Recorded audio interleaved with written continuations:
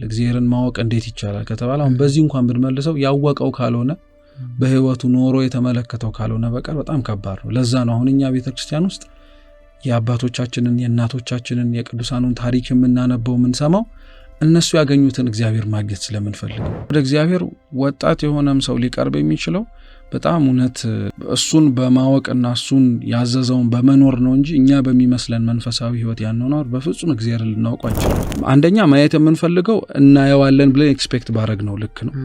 ምሳሌ እኔ ንጉስ ነው ማየት የምፈልገው እዚህ ንጉስ ከሆነ ካልመጣ አይገባ የእስራኤላውያን ችግር ያህል ነበር መሲህ ብለው የጠበቁት ፈረስ ላይ ነው እንጂ አህያ ላይ አይደለም።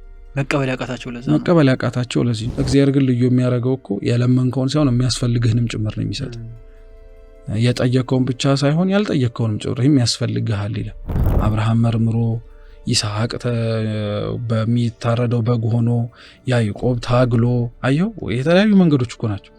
ግን ከነሱ መካከል የዘረጋውን መስመር አይቶት ይሄ መንገድ አያዋጣኝም እኔ ላይ የምፈልገው እንዲህ ነው ብሎ ደርምሶ የገባ ሰው ግን ማንም ሊኖር አይችልም። ካለም ያየው እሱን አይደለም። እግዚአብሔር ሩቅ አይደለም። በጣም እኛ ካላራቅ ነው በቀር በጣም ቅርብ ነው። ቅርበቱ እስከ ምን ደረጃ ነው? እስከ መበላትና እስከ መጠጣት ደረጃ ቤተ መቅደስ ውስጥ ከመኖር ደረጃ ማለት ነው። አሁን አንዳንዶቻችን እግዚአብሔርን ማወቅ ብለን ስንናገር ጥሩ ነው። ግን አሁን የተሸከምነው አይን እግዚአብሔርን ለማየት የተዘጋጀ ነው ብለህ ብታስብ ግን እውር የመሆንም ቻንስ አለ ማለት ነው።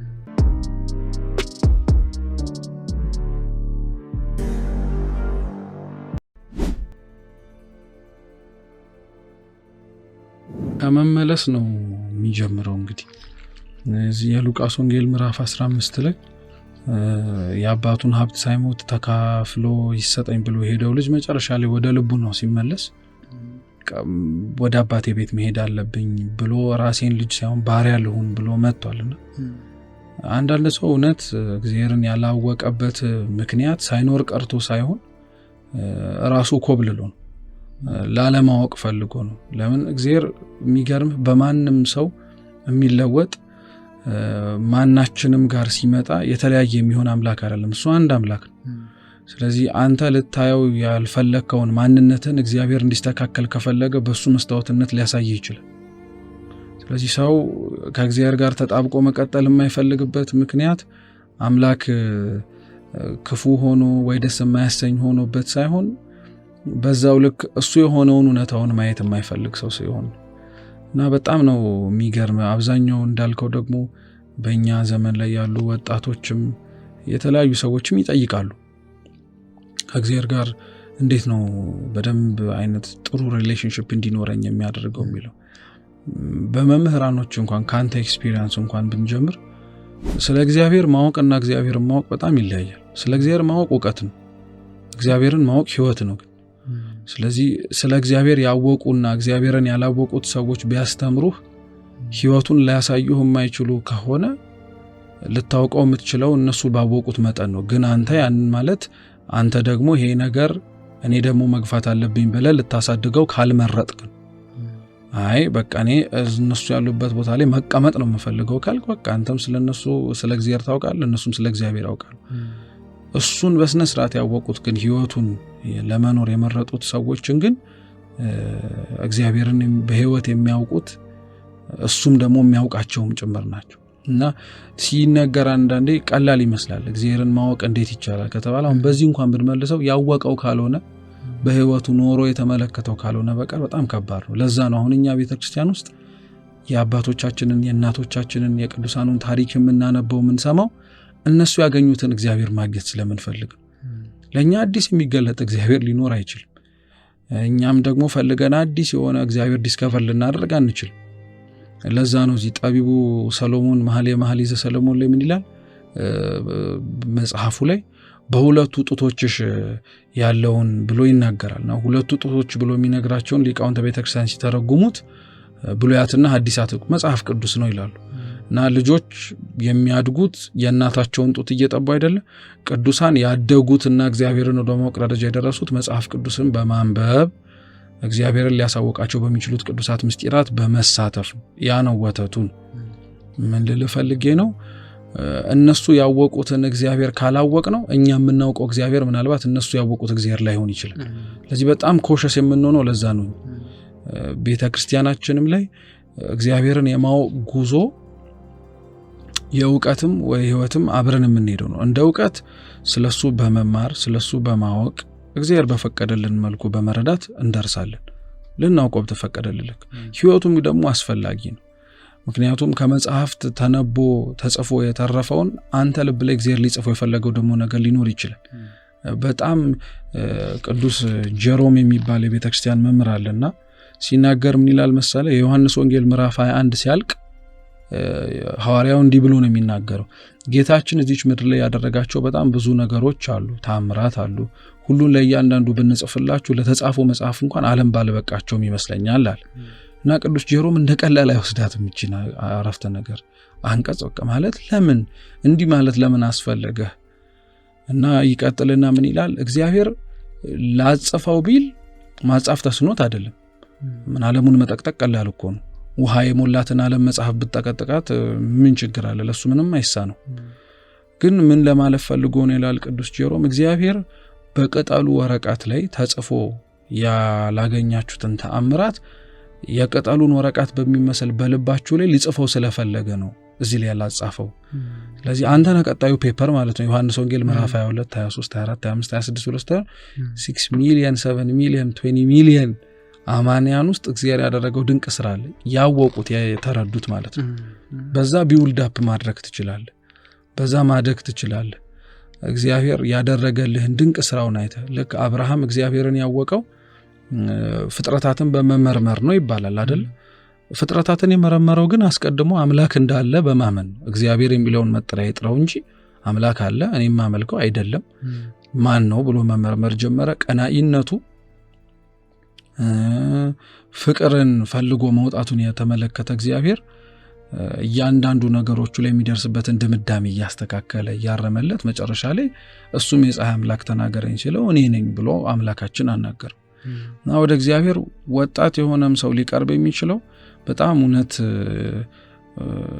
እሱን በማወቅና እሱን ያዘዘውን በመኖር ነው እንጂ እኛ በሚመስለን መንፈሳዊ ህይወት ያንኖር በፍጹም እግዚአብሔርን ልናውቀው አንችልም።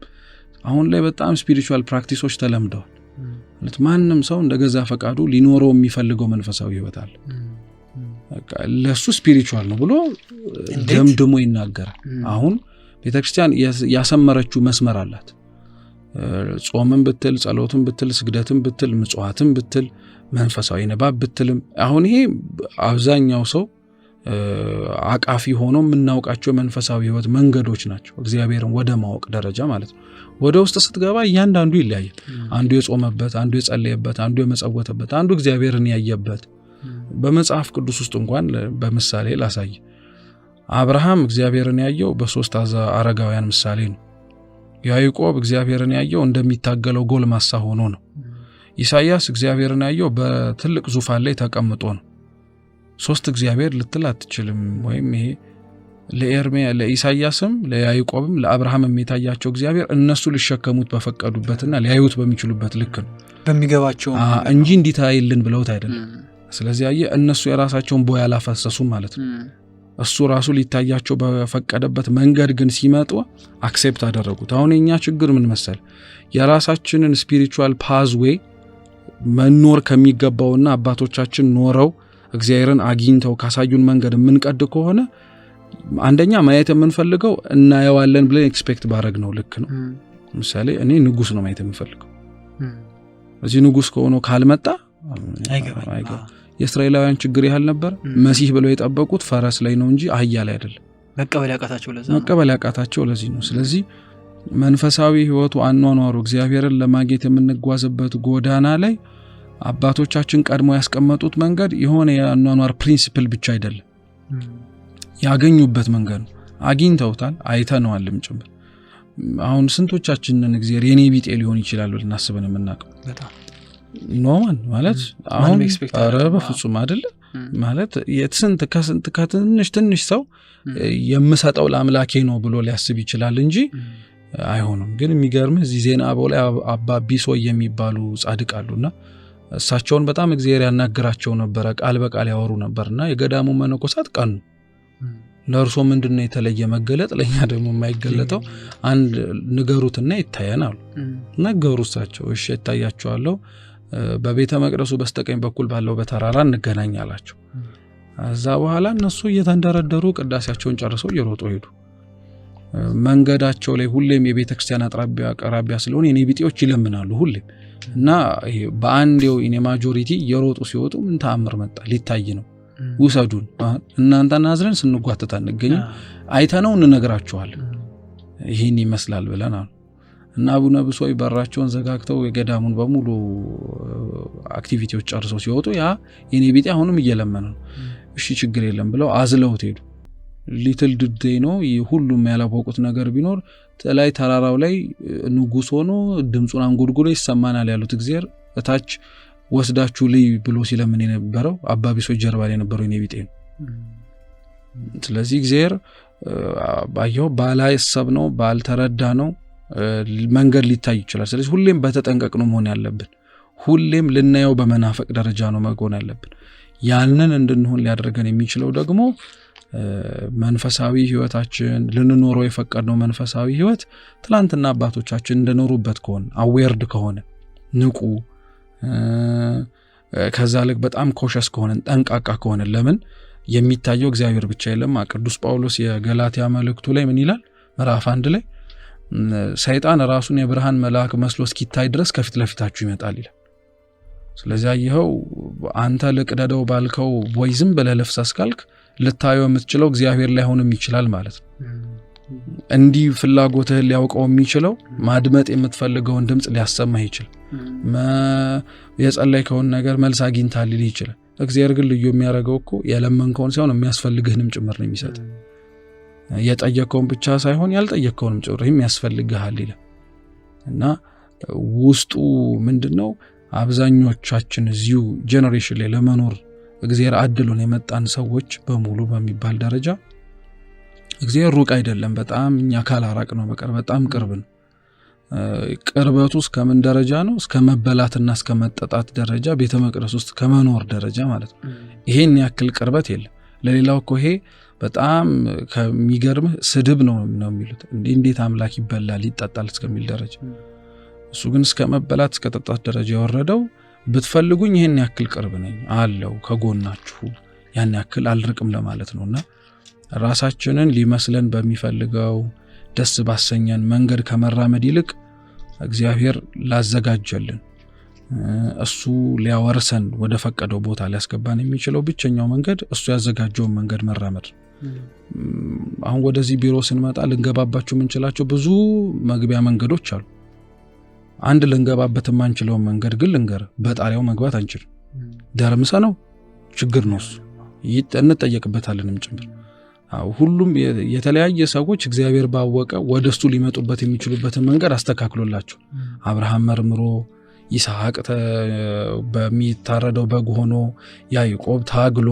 አየው የተለያዩ መንገዶች እኮ ናቸው ግን ከነሱ መካከል የዘረጋውን መስመር አይቶት ይሄ መንገድ አያዋጣኝም እኔ ላይ የምፈልገው እንዲ ነው ብሎ ደርምሶ የገባ ሰው ግን ማንንም ሊኖር አይችልም ካለም ያየው እሱን አይደለም ሌላ ነገር ነው የተመለከተው ስለዚህ ያ ወቅት ያ ዘመን ላይ እንደነበሩት አባቶቻችን በዚህ ዘመን ያለነው ሰዎች በቀናኢነት እግዚአብሔርን ለማየት የተገባን እንዳልሆንም በማመን እሱን ማየት እንችላለን እቺን ብቻ ልንገርና እኔም ልጨርስ እንዳላበዛብ ቅዱስ ጳውሎስ የደማስቆ ክርስቲያኖችን እንዲያሳድድ ራሱ ነው ደብዳቤ አጽፎ ሄደው ማስተዳደር አለብኝ ብሎ ማለት ነው መግደል ቀናኢነት መስሎት ስለተሰማው ይዞ ሄደና ደማስቆ በር ላይ ገና ሲደርስ እግዚአብሔር በብርሃኑ ነው ጣለውና የምታሳድደው የናዝሬቱ ኢየሱስ እኔ ነኝ አለ ጳውሎስ ሰይፍ ይዞ ነው የወጣው እግዚአብሔር ብርሃን ያሳየው ብርሃንና ሰይፍ በጣም እኮ የተለያዩ አሁን እናንተ ብርሃን እየጎዳን አይደለም እርስ በርስ እንድንታይ አድርጎናል ሰይፍ በንያያዝ ግን ሊመጣ የሚችለው ሌላ ነገር እግዚአብሔር ያልፈለገውን ጳውሎስ ምን ያክል እንደቀረበው ተመልከቱ በብርሃን ተጠጋው ከዛ ቀጠለና ደግሞ ለቅዱስ ጳውሎስ የመጣበትን ዓላማ ፉልፊል ሳያደርገው ይሄ ክርስቲያኖችን አታሳድድም እንዲህ ነው የምታደርገው ወደዚህ ቦታ ትሄዳለህ እንደዚህ አይነት ነገር ይገጥምሃል ብሎ ሚሽነሪ ወርክ ነገረው አሁን ቅዱስ ጳውሎስ በዚህ ጊዜ ላይ ልክ አነጋግሮት ሲጨርስ አይኑን የታወረው ሊያየው የሚችለውን አሁን የተመለከተውን ነገር ለማየት ብቁ ስላልሆነ እኮ። አሁን አንዳንዶቻችን እግዚአብሔርን ማየት ማወቅ ብለን ስንናገር ጥሩ ነው፣ ግን አሁን የተሸከምነው አይን እግዚአብሔርን ለማየት የተዘጋጀ ነው ብለህ ብታስብ ግን እውር የመሆንም ቻንስ አለ ማለት ነው። ሐናንያ ጋር ሄዶ 3 ቀን ረሃብ በጥም ጾሞ ጸልዮ ከዛ በኋላ ነው ቅዱስ ጳውሎስ ተጠምቆ አይኑ ተገፎለት። ትርጓሜያችን እንዲሁም የሥጋውን አይን የዘጋው የልቡናውን አይን ለማብራት ነው ይላል። ከዛ አይኑም ይሄን በራ ያኛውም ሲበራለት ጳውሎስ ሌላ ሰው ሆነ። እግዚአብሔርን ለማየት ለማወቅ የምንመኝ ሰዎች እመረምርህ ዘንድ አውቅህ ዘንድ እደርስብህ ዘንድ እኔ ማን ነኝ ስትል እግዚአብሔር ይቀርባል። እደርስብሃለሁ ብለህ ከሄድክ ግን እንደሱ የሚርቅህ ማንም የለም። በዛም መንገድ ማየት እንችላለን።